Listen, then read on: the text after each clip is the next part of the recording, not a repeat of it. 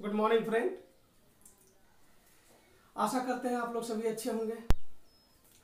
जब आपके लिए हम एक बहुत ही इम्पोर्टेंट वीडियो बना रहे थे जिसमें कि हमको बंगाल का नवाब और बंगाल का गवर्नर को कंपेरिजन करना था, उसके पहले हमको लगा कि आप लोगों के लिए इलाहाबाद की संधि बताना जरूरी है और इलाहाबाद का संधि बहुत ही इम्पोर्टेंट है।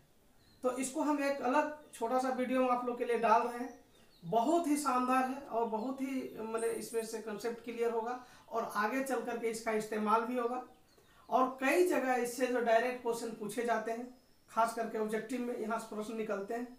और अगर इलाहाबाद की संधि को अगर आप भली भांति समझ पाएंगे तो ब्रिटिश इंडिया का जो नींव है, औपनिवेशिक जो चरण है, उसको समझने में आपको काफ़ी आसानी होगा और क्वेश्चन तो यहाँ से आते ही आते हैं। तो देखिए, बहुत जल्दी इसको हम खत्म करेंगे, बहुत आसानी से इसको याद रखेंगे।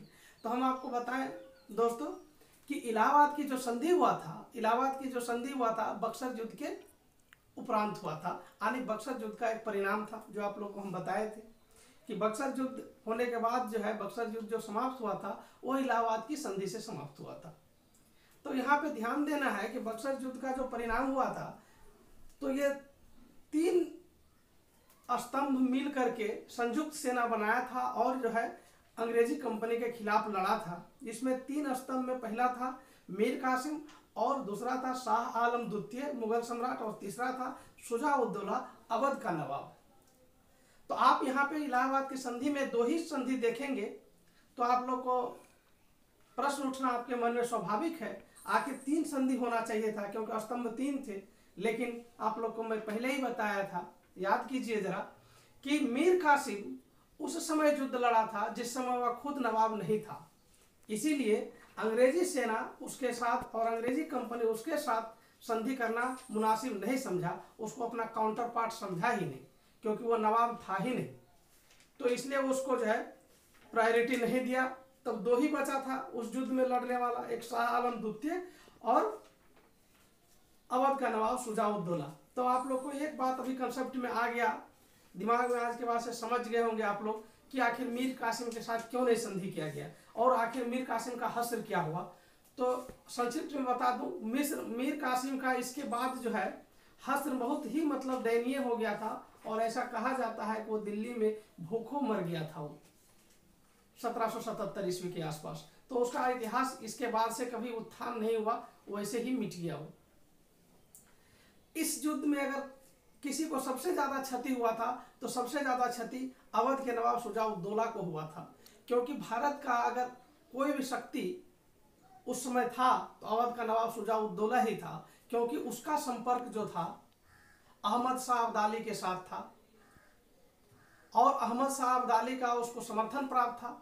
साथ ही मराठा पीछे जा चुके थे पानीपत के 3य युद्ध में और शाह आलम द्वितीय जो मुगल सम्राट था वो काफी जर्जर था। इसीलिए जो भी कुछ हुआ वो किसके साथ हुआ? शुजा-उद-दौला के साथ हुआ। तो आप अभी तक देख लिए कि संधि की पृष्ठभूमि में किसको कितना हानि हुआ, मीर कासिम के साथ क्या हुआ। अब संधि की शर्तों को देखेंगे, बहुत अच्छा लगेगा आप लोग को। एक एक शर्त आपको बहुत आसानी से याद हो जाएगा। तो एक बार खाली यही बोलते हैं आप लोग को, जब तक आप पूरा वीडियो देखेंगे तभी तो आपको समझ में आएगा इसकी क्वालिटी को। तो हमेशा हम बार बार बोलते हैं वीडियो पूरा ही देखना है, ठीक है।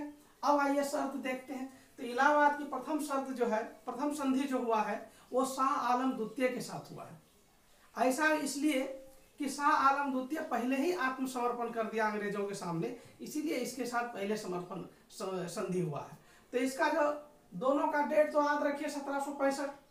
युद्ध जो हुआ था बक्सर का वो 22 अक्टूबर या 23 अक्टूबर 1764 को हुआ था। उसके जस्ट अगले साल 65 में संधि हुआ है। तो यह तो याद रहेगा 64 के बाद 65 हुआ। और ये डेट जो है डेट 12 अगस्त का था प्रथम संधि का। प्रथम संधि का डेट क्या है? 12 अगस्त का था। अब यह क्वेश्चन पूछा जाता है संधि किनके किनके बीच में हुआ, तो सिर्फ कंपनी जानने से नहीं होगा। यहाँ पे याद रखिएगा ये क्लाइव संधि करने आ गया था, दोबारा ये गवर्नर बना था। देखिए बक्सर का युद्ध जो हुआ था वो बेंसी टार्ट के समय में हुआ था, लेकिन संधि किसके समय में हो रहा है? क्लाइव के समय में। तो ये सब टेक्निकल क्वेश्चन आपको पूछे जाते हैं, तो इसको ध्यान दीजिएगा। क्लाइव और शाह आलम द्वितीय के साथ प्रथम इलाहाबाद की संधि हुआ, एकदम स्पष्ट हो गया आप लोग को, कोई प्रॉब्लम नहीं है।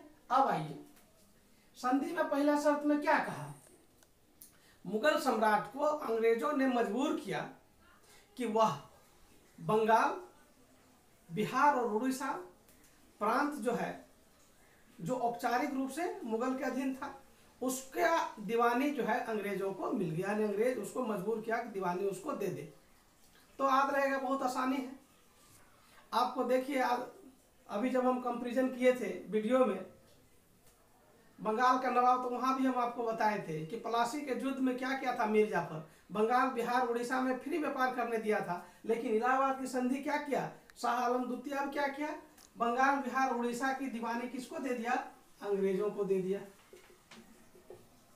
ठीक है, तो आखिर शाह आलम द्वितीय से बंगाल, बिहार, उड़ीसा की दीवानी ले लेगा, लेकिन शाह आलम द्वितीय को खुश कैसे करेगा। तो देखिए शाह आलम द्वितीय को खुश करने के लिए क्या करता है ये अंग्रेज, अवध का 2 क्षेत्र है, छोटा सा इलाहाबाद के पास क्षेत्र है कड़ा और मानिकपुर, वो बोलता है कि आपको हम दे देंगे। किसका क्षेत्र, अवध का क्षेत्र है वो, कौन, कड़ा और मानिकपुर। अब वो किसको दे देगा, शाह आलम द्वितीय को दे देगा। तो ये कड़ा और मानिकपुर का क्षेत्र जो है मुगल सम्राट को देगा, कौन, अंग्रेज देगा। और अंग्रेज लिया क्या, बिहार, बंगाल, उड़ीसा का दीवानी ले लिया, और उसके बदले में छोटा सा 2 क्षेत्र कड़ा और मानिकपुर का किसको, सम्राट को दे दिया।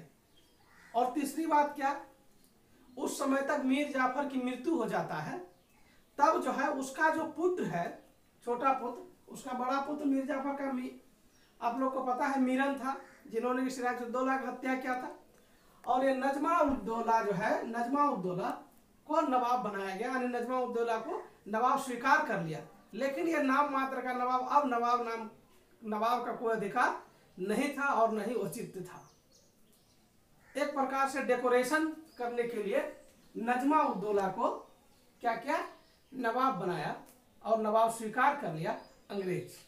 तो 3 पॉइंट हो गया, बंगाल, बिहार, उड़ीसा अंग्रेजों को दीवानी के रूप में मिल गया, दीवानी कर ले सकता था वो, अन्य राजस्व वसूल कर सकता था बंगाल, बिहार, उड़ीसा में। कड़ा मानिकपुर का क्षेत्र मुगल सम्राट को चला गया, और नजमा उद्दौला को क्या माना, नवाब मान लिया, कौन, अंग्रेज लोग। और इतना सा से सम्राट जो है, मुगल सम्राट को मानहानि होने का प्रश्न होता था कि वो खाना खर्चे कैसे चलाएगा, उसके लिए पेंशन की व्यवस्था किया। तो 26 लाख रुपया पेंशन की व्यवस्था कर दिया सालाना, किसके लिए, मुगल सम्राट के लिए। तो बस इतना सा था इलाहाबाद के प्रथम संधि में। अब इलाहाबाद का द्वितीय संधि देखेंगे। तो प्रथम संधि हम लोग 12 अगस्त को देखे थे, उसके ठीक 4 दिन बाद 16 अगस्त को उसी सन में, यानी 1765 ईस्वी में ही इलाहाबाद का द्वितीय संधि हुआ। स्वाभाविक है, पहला संधि शाह आलम द्वितीय के साथ हो गया क्लाइव का, तो क्लाइव दूसरा अब किसके साथ करेगा, शुजाउद्दौला के साथ करेगा। तो एक पॉइंट तो क्लियर हो गया, क्लाइव का संधि शुजाउद्दौला के साथ। अब देखिए इसको 26 लाख रुपया जुर्माना, 26 लाख रुपया पेंशन देना था। और हम पिछली बार भी हम बताने के क्रम में, बक्सर युद्ध बताने के क्रम, परिणाम के क्रम में बताए थे कि अंग्रेज जो है किस प्रकार से इलाहाबाद की संधि को जन्म दिया था, इम्प्लीमेंट किया था, कि अपने घर से वो 1 रुपया नहीं खोया और जो है सारा भारत को अपने कब्जे में कर लिया। तो देखिए अब पेंशन देना था 26 लाख रुपया, ये तो 53 लाख रुपया, 50 से 53 लाख रुपया जो जुर्माना लगा दिया किस पे, शुजाउद्दौला पर, कि युद्ध का कारण आप ही थे। तो देखो अब इसको अगर देना था सम्राट को, तो यहाँ से वो पैसा निकाल लिया। और ये वाला तीसरा पॉइंट देखो, कड़ा मानिकपुर का क्षेत्र, कड़ा मानिकपुर का क्षेत्र देना किसको था, मुगल सम्राट को था। लेकिन अंग्रेज के पास था क्या, नहीं, वो किसके अधीन था, शुजाउद्दौला का अधीन था। तो शुजाउद्दौला को बोल रहा कि आपको कड़ा मानिकपुर भी हमको देना पड़ेगा। तो देख लीजिए इसकी टेक्निक, देखिए अंग्रेजों की, कंपनी की, इसके उसको खोना कुछ नहीं है लेकिन लेना सब कुछ है। इसको खुश करने के लिए इसका ही क्षेत्र दे रहा है, नवाब का क्षेत्र दे रहा है। तो कड़ा मानिकपुर का क्षेत्र इससे लेता है और इसको मुगल सम्राट को देता है। तो यहाँ से तो आप लोग ये दोनों कनेक्शन ठीक लिए। और क्या किया, इसके बदले में शुजाउद्दौला को तो अभी तक कुछ मिला नहीं। तब शुजाउद्दौला को बोला देखो अब आपको पुनः नवाब बना दिया जाएगा अगर आप इतना काम करते हैं। तो अगर आप 50 से 53 लाख का जुर्माना देते हैं, कड़ा मानिकपुर का क्षेत्र देते हैं तो आपको नवाब बना दिया जाएगा, लेकिन उसमें भी एक शर्त रहेगा कि चुनार का जो क्षेत्र है वो अंग्रेजों के अधीन रहेगा। तो चुनार का क्षेत्र भी अंग्रेज अपने अधीन रख लिया, ठीक है। और चौथा सबसे जो इंपॉर्टेंट बात रहा, जो अवध के लिए हमेशा कांटे के जैसा रहा, वो ये रहा कि अंग्रेजी रेजिमेंट को उसको स्वीकार करना था। अवध जो अंग्रेजी रेजिमेंट को स्वीकार किया, ये क्या होता था अंग्रेजी रेजिमेंट?